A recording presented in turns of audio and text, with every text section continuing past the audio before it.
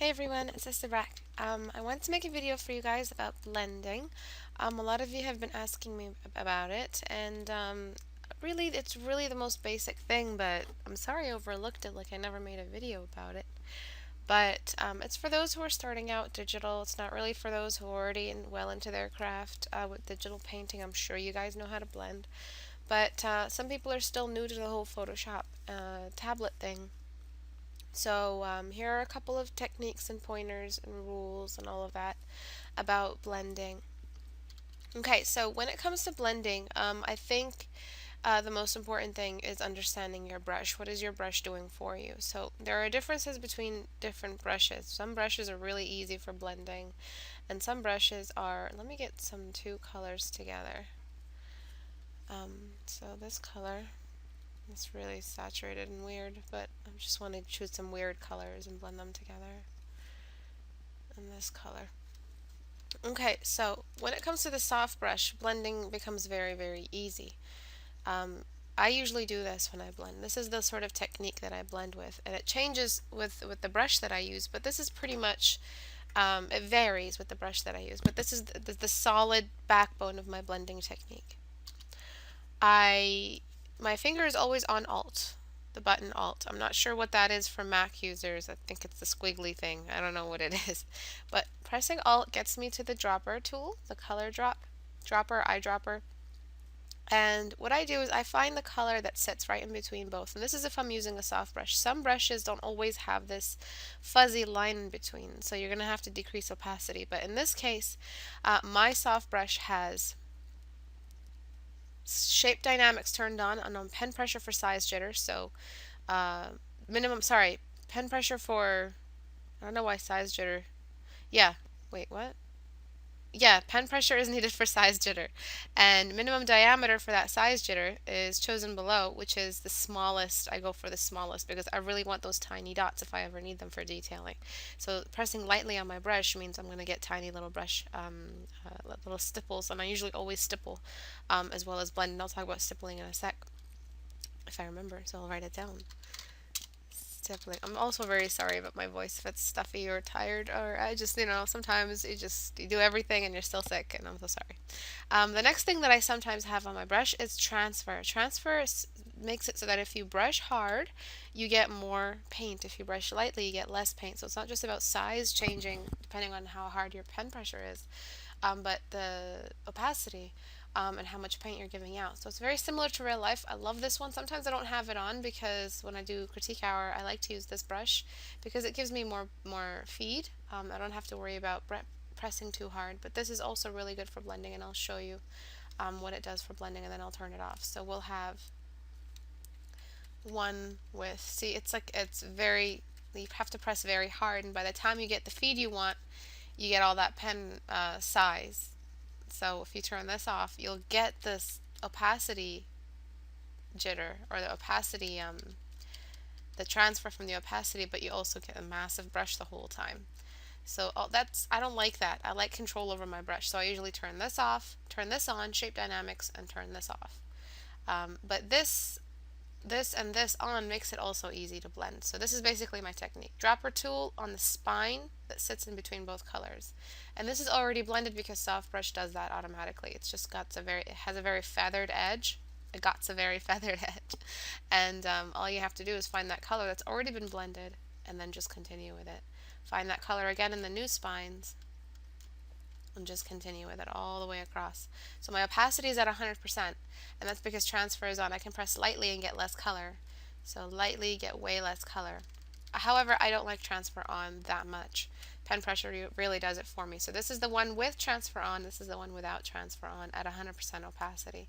So it's kind of tougher to blend, but also I'm getting the small size that I want. So what I usually do with when pen pressure is on with transfer off, I just decrease opacity. I don't really touch flow, to be honest. I don't mess around with flow that much. I think opacity gives me what I need. So find the sort of like, you have to squint your eyes to find that line, and it's just right there. And that's sort of where I throw my dropper tool, and the color keeps changing and blending. If it's still too much opacity, cut that low. I think this is nice because I get to control the opacity here without depending on it changing here. and then getting that massive size along with the opacity when pressing really hard. And I also want the size jitter. I have to have it because it's just, the way I've always trained myself digitally. I want to be able to have a different size brush when I press lighter than when I press harder. So that's pretty much my technique. This is with soft brush, so you can see you can still blend with soft brush, but there are some brushes that you guys think that you need, and people are always asking me about the brushes that I use on my tutorials, and I'm just like, these brushes are not going to make you paint better, because where you place your brush depends on your form knowledge. So if you're using a soft brush and everything looks over blended, that's because you didn't know when not to blend. So I'm just going to throw in a little lesson here. It's a very key thing to know when not to blend. So if you have a cube shape and you're using soft brush, you can very well use soft brush. You can use cotton candy brush for all I care, just to paint it in. But remember that this edge here is your awareness of this edge here is accredited to your form knowledge.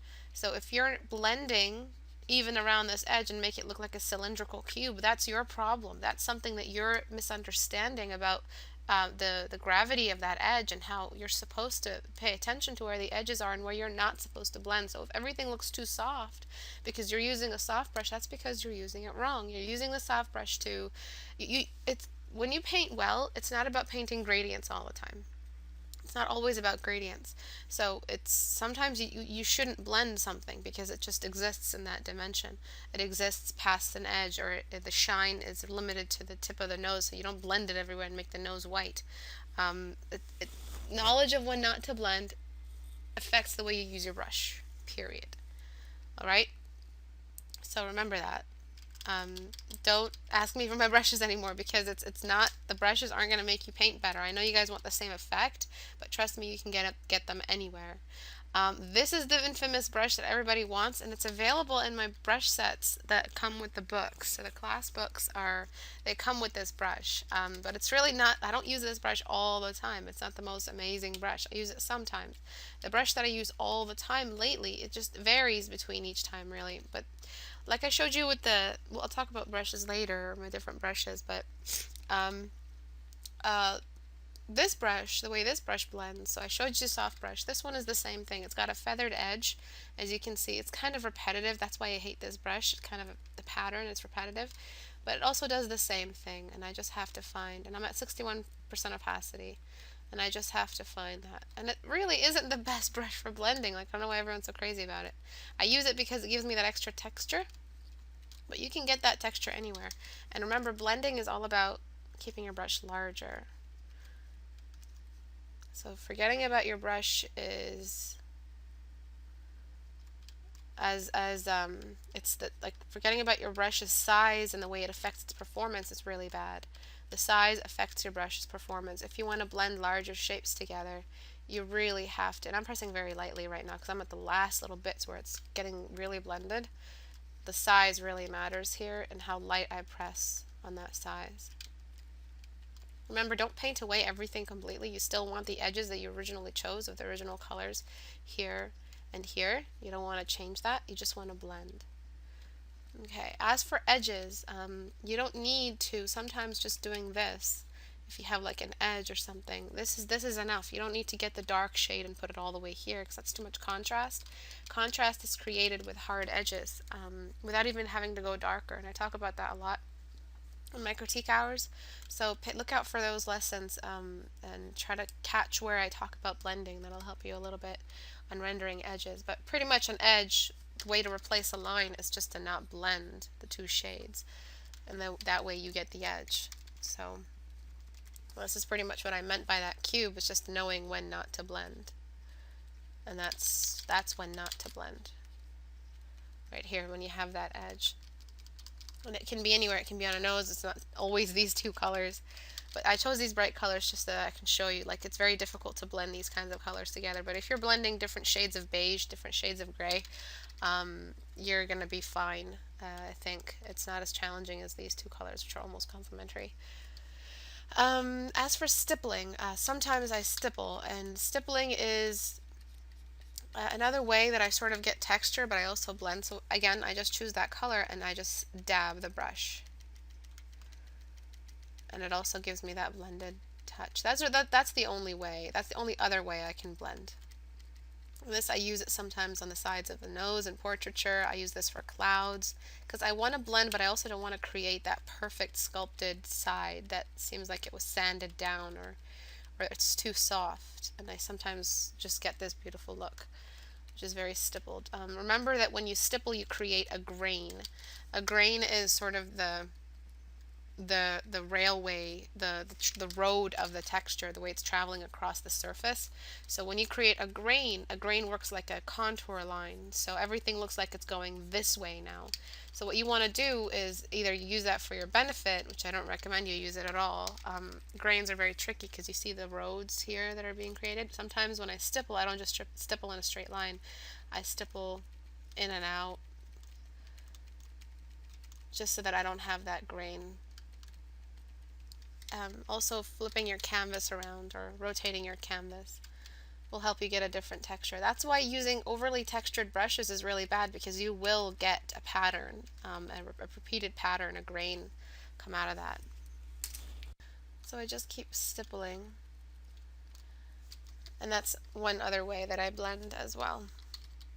And that's it, really. I hope this helps. It's a very, very short little thing, but a lot of people have been asking me, so I just decided to make the video on it. Remember, it's not about your brushes. It has nothing to do with your brushes. The more textured your brush is, the more unique your brush is, the more difficult it will be to blend with it. So this is one of the other brushes that I love using. I use it for line work. But it's just the most basic brush you've ever seen, and it's just an overly sized pencil brush. So it was originally supposed to be used like this, but I just use it in the large form because I like the edge. Another brush that I use a lot for my form studies, if you've seen them, is this brush. Also angled, but not the easiest brush to blend at all. So if you guys think, more unique brush equals better blending, you're wrong. It's not like that. That you have the best blending brush in your set right now, and it comes with Photoshop, and that's the soft brush. So you really don't have to find the best brush in the world. If you're looking for texture, if you're looking for a little bit of variance and difficulty in blending, there's so many brushes available online.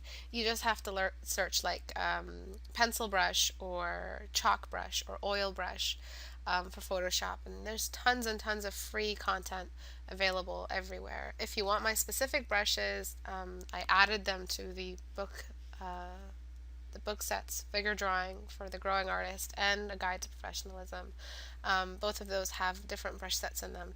One of the brush sets is for sketching, the other is for painting and rendering. But again, it's not me promoting my brushes. I'm telling you, you don't need brushes. You don't need all of that fancy stuff. Your knowledge of form is what's tested, not your brush set. Okay, so when you when an artist's merit is measured, it isn't measured by their brush set. It's measured by their actual content of work. So just keep painting. Stop using the excuse, I don't have a good brush, from keeping you from painting. It's not, that doesn't work like that. You have to just use any brush to get paint on the canvas so you can experiment with light on form. That's where your merit is going to grow, in your understanding of light on form. So now on to something a little more exciting. So I've been announcing it on and off in my critique hour, and that's Portrait Studio is finally almost in the final stages of completion. And Portrait Studio is an app that I made that allows you to customize and generate your own referencing for your portraits. So you have a male and female model. This is a demo, so this is the demo version. The full version will be released around mid-February, because I just wanted the demo version out there so people can experiment with it, report some bugs. You can report the bugs down here in the form submission, and you have the basic sort of guide to the controls over here. So just press Q and then you enter. You have control over the camera. Oops, I'm using my brush. You have control over the camera. You have control over the light.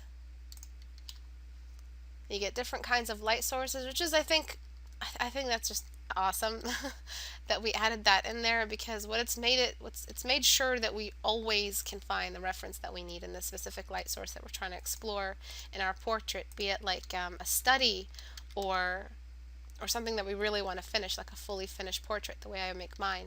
And I know I'm going to be making like tons of use out of this, and I'm just really proud of this app, I gotta say. So you can move the light on the z-axis in and out, creating those beautiful cast shadows. Sorry about this banding problem, it's just my graphics card. So in and out, up and down for the light source, in and out, up and down for the camera, and you get control over you get to customize the character. So for the female model, yeah, it's a female body, but you can make it a mask, a feminine looking man, forgetting the boobs. And for the male, you can make him more feminine looking. So you're not limited to the male and female to those specific genders. You can use those. You can also keep the light in place and overlap different features together later on in your screenshot. You get to screenshot, you get a symmetry line to help you if you're studying. And this app is not only amazing as a referencing program, but it's amazing for teaching and learning. So I'm going to be using it. I am using it for teaching. I have been using it for my private practice. And for learning, it's amazing because the student can just go in there and experiment with rotation. And three-quarter view is the bane of all artists. Even if you're just, you're really stylized and you're into anime, three-quarter view is still really, really hard to understand. Compression and proportion compression, and how people think that it's foreshortening, and it's really not. It's a really, really confusing thing to teach and learn at the same time. So this app has definitely helped me just really illustrate rotation and the three-dimensional, especially when being able to control the light source and how the light source changes the shadows and changes the way forms look. You can also, you have secondary light sources and tertiary light sources, and you can diffuse shadows as well. So there's that if you don't want this many shadows or this dark shadow. So yeah, the eye slant is the one thing that we've kept in there, so you get to control that. That's a little bit of a slant over there, but you get all kinds of stuff. So you can make the most morbid looking face you can imagine. And that's really the awesome thing, is that you have so much control, and it's really, really customizable. I tried to keep the male and female. I don't have the male accessible to me right now, but I tried to keep the male and female faces really, really universal for a reason, and that's, you're going to draw your own face. You're going to draw the face that you like, but the shadows are universal because they're all influenced by universal skeletal structure. So I know everyone's skeletal skull and skeletal system varies differently, but we're all human. So technically, the skull is going to be the same throughout any face, and it's going to affect the face in a very similar way, casting very, very similar shadows. So that's the point here, is that we're creating a universal looking face that can be applied to all kinds of other faces that you guys can use as referencing. So everyone's always drawing the same old boring light source that comes in from this direction, and this old light source right here. This boring little light source that everyone's always drawing. And that's really boring. I don't know why everyone's stuck with it, but that's what they're stuck with, and that's what they've memorized. And so this app, Portrait Studio, is going to help you guys explore different kinds of light sources and what they offer.